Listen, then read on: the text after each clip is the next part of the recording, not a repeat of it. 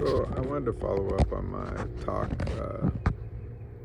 about the goddesses and follow up with a little bit about the gods. I mentioned how the goddesses, just like in our own lives, that feminine spirit, controls uh, the cycle of life, the birth, the death.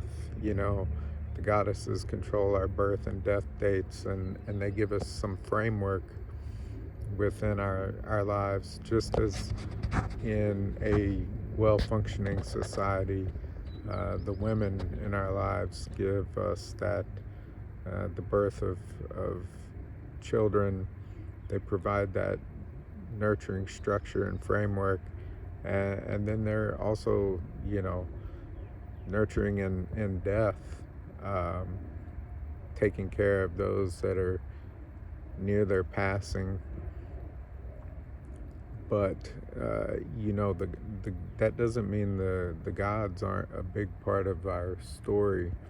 In a well-functioning society, those gods are showing us that you still have to go out and lead and be courageous and live a bold life within that framework that you're given, just because death will come to you in this realm, that you still need to live boldly and create that legend, because we don't only have parts of the soul that live on in another life, whether you think you're going to Helheim, not the Christian hell, um, Valhalla, Volkswanger, wherever you believe you will wind up. um, we also are creating a legend that will carry on in our luck, that will be passed on for generations. And how we lived our life and how we were remembered will affect that uh, luck that essentially goes into our offspring and our tribe, our nations. Um, and if you can learn anything from the gods, you know that you lived boldly up until the last, the last second. Um, so it was the gods that died at Ragnarok. It wasn't the goddesses, but they fought even up until the end of life, to live as boldly as possible, even though Odin knew that he was going to die at Ragnarok, but he lived life as if he could surpass that tale, surpass the death date that he had been given. Um,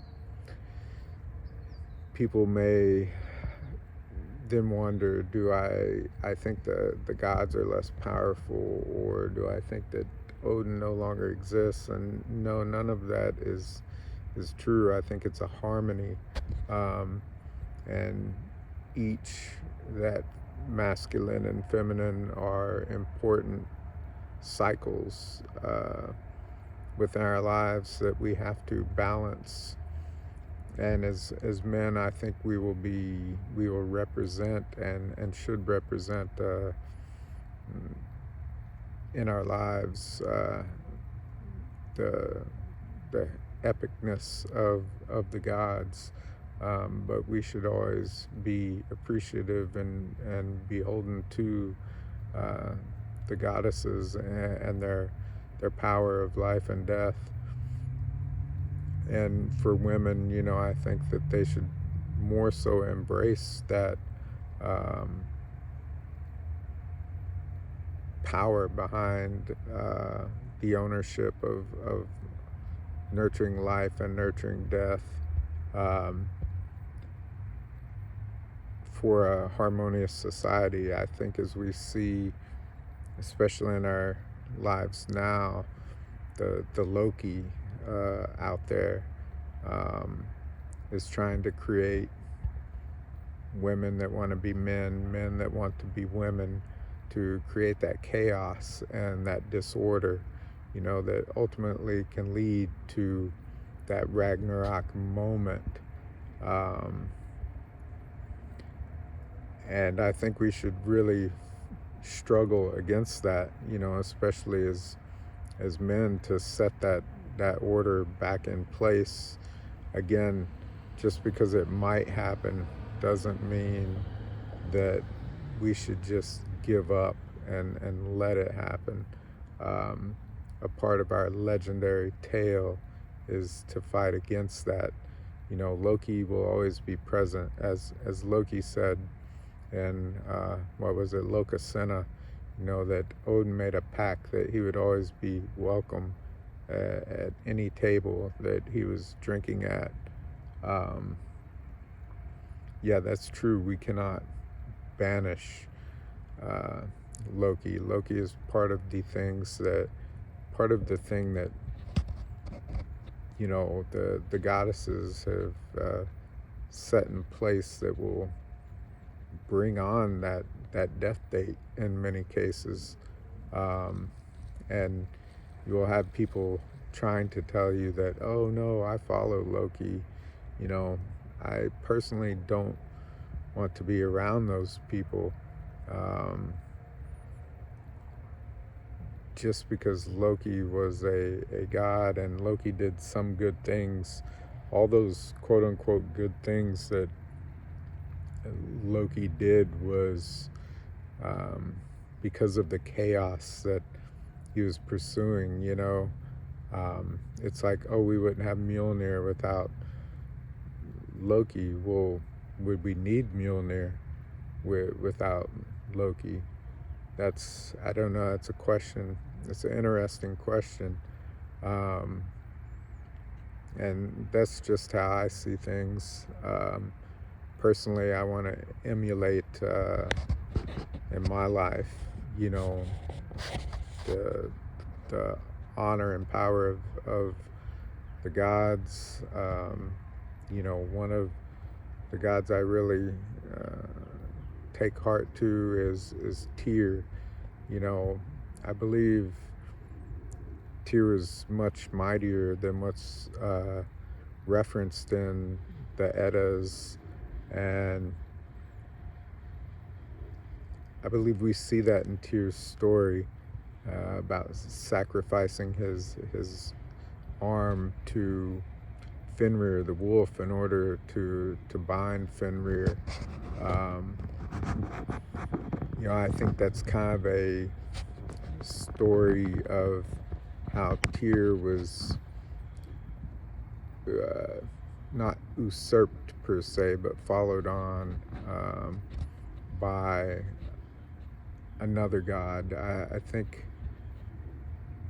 Odin himself and Tyr were at some point fused and broke apart. I think the losing of the eye, the losing of the hand, we see those sacrifices over and over again.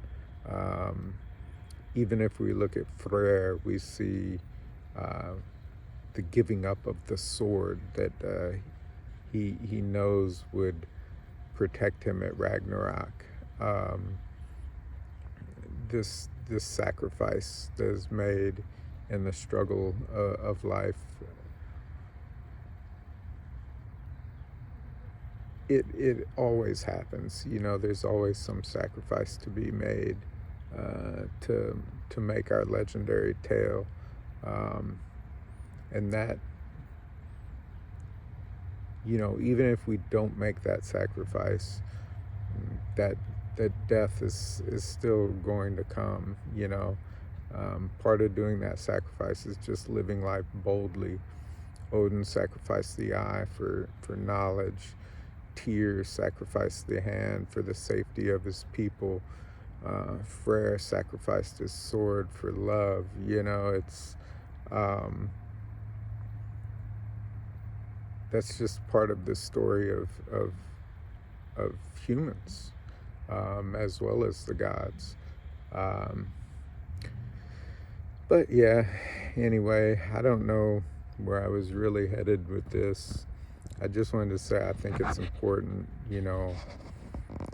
to look at the old sagas, how people used to live in the past when they still believed in the heathen gods, that they lived boldly even though they knew death was coming, and that was emulating the gods. And we even see, as Christianity began to take over, some people will say, uh, were the gods just men that were then idolized, essentially? Um, that's for you to decide. Um, the Christians, when they began to take over, we see in the sagas, like I was reading of, Saint Olaf, who then essentially had miracles performed under his name. We see that in Catholicism. In my mind, that's just heathens still wanting to be heathens, but being forced to accept Christianity. So potentially, they made saints out of their people instead of gods. Were some of our original gods just people? Again, that's for you to decide. But I think that's why it's important to live your life boldly to create that legacy. Because if you know that is part of how we carry on.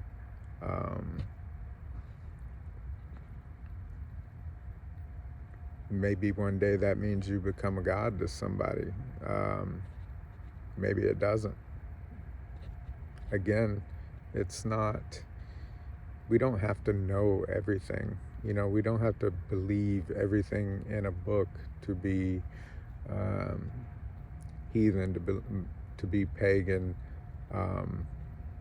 But we have to understand the cycles, the struggles, the balance between the gods and the goddesses, the life and death, the feminine and masculine forces.